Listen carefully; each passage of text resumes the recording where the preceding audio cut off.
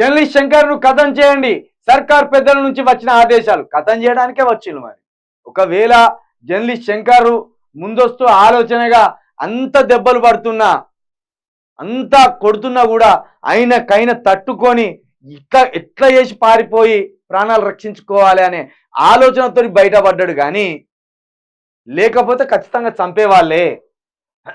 సర్కారు పెద్దల ఆదేశాలు లేకుండా ఒకవైపు జాతర జరుగుతుంది, ఒకవైపు లాస్యనందిత గారు మరణం జరిగింది ఆ రాత్రి.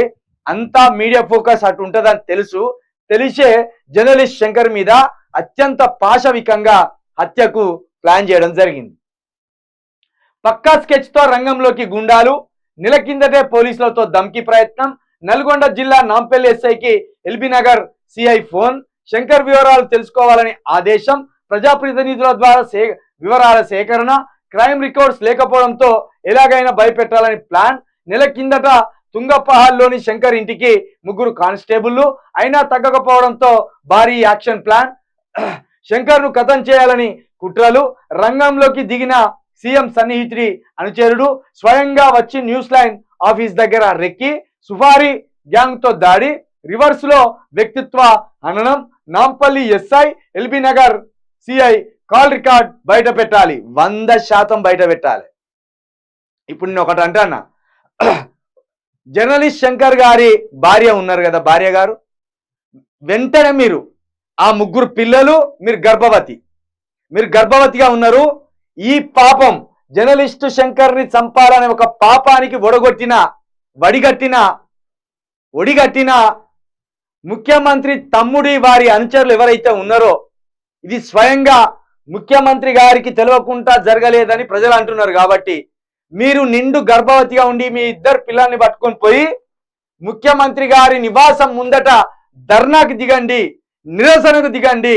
ఎందుకంటే ముఖ్యమంత్రి గారు భరోసా ఇవ్వకపోతే ఖచ్చితంగా మళ్ళా జర్నలిస్ట్ శంకర్ని చంపే అవకాశం ఉన్నది. కాబట్టి 3 పిల్లలతో కడుపులో ఉన్న బేబీతో సహా 3 పిల్లలు అన్నట్టే వాళ్ళను తీసుకొని పోయి ఇక్కడ జూబ్లీ హిల్స్ లో పెద్దమ్మ తల్లి టెంపుల్ వెనకాలే ముఖ్యమంత్రి గారి సొంత నివాసం ఉన్నది.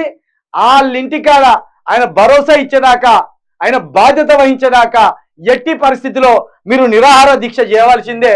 దానివల్ల మీ 3 ప్రాణాలతో పాటు, మీ 4 ప్రాణాలతో పాటు మీ భర్త ప్రాణాలను కాపాడుకున్న వాళ్ళు అవుతారు. ఈ ప్రతిపక్షాలు దీన్ని ఏదో వాళ్ళకు రోజువారీ చర్యలు అనేకం ఉంటాయి, వాళ్ళ రాజకీయం వాళ్ళకు ఉంటుంది. దాడి జరిగినప్పుడు ఒక ప్రెస్ మీట్ పెట్టి ఖండిస్తారు, కానీ ప్రాణాలకు భరోసా ఎవరు ఇయ్యడు. ముఖ్యమంత్రి స్థానంలో, ఈ రాష్ట్రానికి పెద్దగా ఉన్న ముఖ్యమంత్రి స్థానంలో ఆయన ప్రెస్ మీట్ పెట్టాలి. రేవంత్ రెడ్డి గారు మేము డిమాండ్ చేస్తున్నాం, చిల్కా ప్రవీణ్ డిమాండ్ చేస్తాను. ఏమని?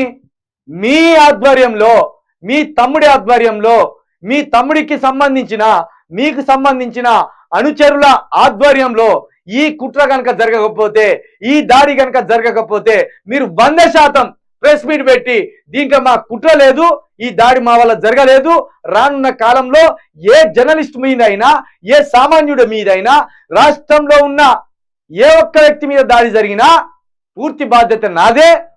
వాళ్ళ మీద నాతోటి ఫోటో దిగిన వాళ్ళు, అంటే ముఖ్యమంత్రి తోటి ఫోటో దిగిన వాళ్ళు, ముఖ్యమంత్రి సరౌండింగ్ లో ఉండే వ్యక్తులు ఎవరైనా ఈ దాడిలో పాల్పడ్డట్టు కానీ, ఈ కుట్రలో పాల్పడ్డట్టు కానీ ఉంటే అది నాదే బాధ్యత అని మీరు ధైర్యంగా ఒక ప్రెస్ మీటు, ఒక స్టేట్మెంట్ ఇవ్వగలరా? ఆ భరోసా ఇవ్వగలరా ముఖ్యమంత్రి గారు? ఇవ్వలేరు. ఎందుకంటే ఈ యాక్షన్ ప్లాన్ అంతా మీ దగ్గర నుంచే బయటికి పోయింది. జర్నలిస్ట్ శంకర్ని చంపమని ఈ యాక్షన్ ప్లాన్ అంతా మీ ఆధ్వర్యంలోనే జరిగింది అనేది ఇక్కడ వేసిన ఫోటోలను బట్టి అర్థమవుతున్నది.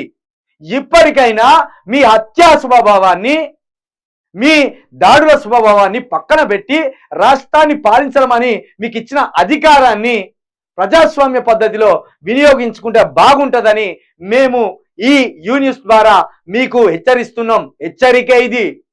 4 కోట్ల ప్రజలు ఓట్లేస్తే దాంట్లో 50% ప్రజలు, 50% కూడా రాలే మీకు, 41% ప్రజలు మాత్రమే మీకు ఓట్లేసిండ్రు. అంటే ఇంకా 9% మంది ప్రజలు, సగానికి సగంలో శాతం మంది ప్రజలు కూడా మిమ్మల్ని స్వీకరించలే. ఇంకా 39% మంది ప్రజలు కూడా, అంటే 39% ఈ 9%, 48% మంది ప్రజలు మీకు వ్యతిరేకంగానే ఉన్నారు. మీకు వచ్చిన 42% ఓట్లే. అంటే మీకంటే కూడా ప్రతిపక్షాలే బలంగా ఉన్నాయి.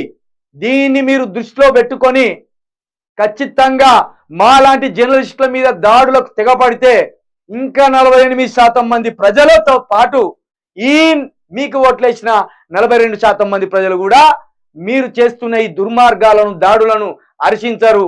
వాళ్ళే ప్రభుత్వాన్ని తరిమేసే రోజు కూడా వస్తుందని ఈ ఈ వేదికగా నేను మాట్లాడుతున్నా. హత్యలు చేస్తారా? హత్యలు ఇంత భయంకరమైన దాడి చేపిస్తారా? చంపిపడేస్తారా మాట్లాడితే? దయచేసి శంకర్, మీరు ఇప్పుడు హాస్పిటల్ నుండి డిశ్చార్జ్ అయిందో లేదో ఇంకా తెలియదు. మీ భార్య గారిని ఖచ్చితంగా రేవంత్ రెడ్డి గారి ఇంటి ముందు ధర్నాకు దించండి, నిరసనకు దించండి. ఈ దాడి వెనుక ఎవరున్నారో తెలవాలంటే ముఖ్యమంత్రి గారి దగ్గర నుంచి భరోసా రావాలి.